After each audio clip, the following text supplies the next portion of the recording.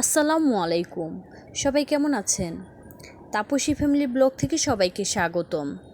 দেশ এবং দেশের বাইরে যে যেখান থেকে আমার ভিডিওটি দেখা শুরু করেছেন কিন্তু একটা লাইক দিতে ভুলে গেছেন, তারা অবশ্যই একটা লাইক দিয়ে পুরো ভিডিওটা দেখে নেবেন। সকালে আজ বেশ কিছু রুটি বানিয়ে নিলাম, সাথে পেঁপে আর আলু ভাজি করে নিব। একে একে আমি সব রুটি অফ ক্যামেরায় বানিয়ে নিয়েছি, এখন ভেজে নিলাম।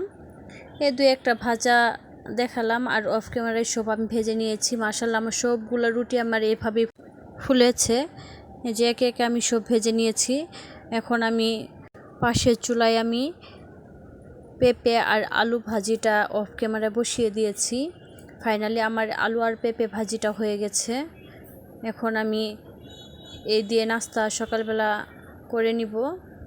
আর এই দিক দিয়ে আপনার ভাইয়া কিছু ছোট মাছ নিয়ে আসছে, এই মাছগুলো আমি অফ ক্যামেরা কেটে বেছে ধুয়ে নিব।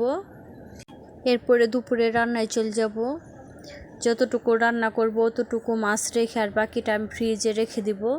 ছাদ বাগানে 3টা বরবটি ধরেছিল, ওই 3টা বরবটি, একটা আলুর সাথে 2টা পটল দিয়ে আমি আজ এই ছোটো মাছটা রান্না করব। পেঁয়াজ কাঁচামরিচ এগুলো সব আমি অফ ক্যামেরায় কেটে নিয়েছি।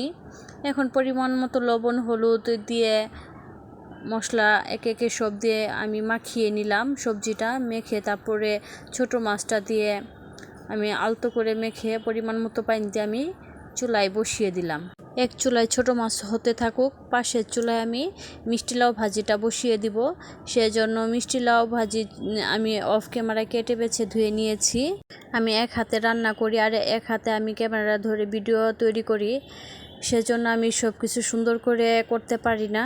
তারপরও চেষ্টা করব ইনশাআল্লাহ। আপনারা যদি পাশে থাকেন আমার, তাহলে আমি আরও এগিয়ে যেতে পারবো।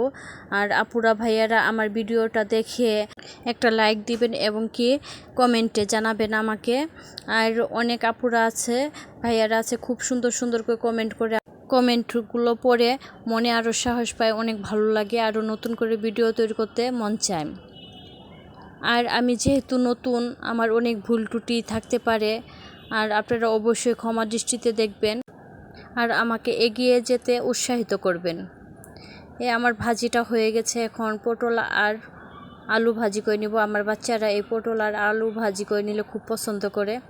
আমার অফ ক্যামেরায় সব রান্না বাড়া শেষ হয়ে গেছে, বাকিটা এখন ঘর গুছাবো। আপনাদের ভাইয়াকে বললাম ফ্যানটা অনেক ময়লা হয়েছে, তাই আজকে যেহেতু ছুটির দিন সেজন্য ফ্যানটা পরিষ্কার করে দিল।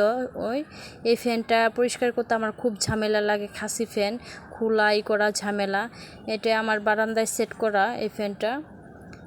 আর বাকি ফ্যানগুলো আমিও পরিষ্কার করি, আপনাদের ভাইয়াও পরিষ্কার করে। আপনাদের ভাইয়া না থাকলে আমি পরিষ্কার করি সিলিং ফ্যানগুলো। ফাইনালি পরিষ্কার করা শেষ, এখন ওই সেট করে নিবে। এদিক দিয়ে আপনাদের ভাইয়া বারান্দায় ফ্যানটা সেট করে নিল আর আমি ঘরটা ঝাড়ু দিয়ে ঘর মুছে দুপুরে বাচ্চাদের গোসল করিয়ে আমি গোসল করে নিয়েছি, খাওয়া দাওয়া করে নিয়েছি।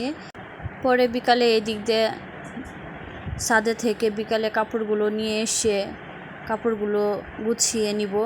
গুছিয়ে সন্ধ্যায় বাচ্চাদের কিছু নাস্তা খাইয়ে পরে বাচ্চাদের পড়তে বসাবো। এক বিছানায় যেহেতু আমার খাওয়া দাওয়া পড়াশোনা সব কিছু, সেজন্য একটু অগুছালো এলোমেলোই থাকে। এই যে এদিক দিয়ে বাচ্চারা পড়তে বসছে।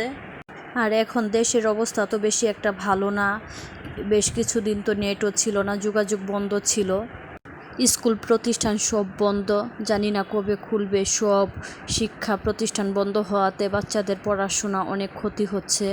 সবাই দোয়া করবেন তাড়াতাড়ি যাতে দেশটা ভালো হয়ে যায় আগের মতো। আর সবাই ভালো থাকবেন। আসসালামু আলাইকুম।